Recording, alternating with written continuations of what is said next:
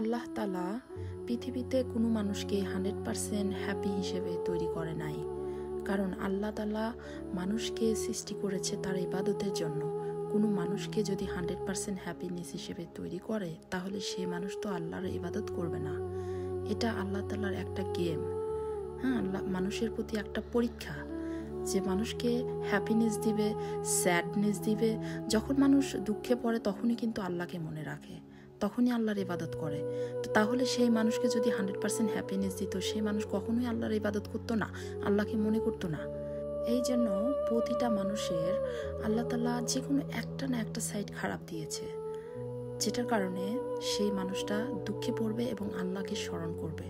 আপনি নিজেও নিজেকে জিজ্ঞেস করতে পারেন আপনি কতটা হ্যাপি, এবং অন্যকেও জিজ্ঞেস করতে পারেন সে কতটা হ্যাপি। কিন্তু আমরা আল্লাহকে ভালোবাসি মন থেকে, এই জন্য যে সিচুয়েশনেই থাকি না কেন আমরা বলি আলহামদুলিল্লাহ।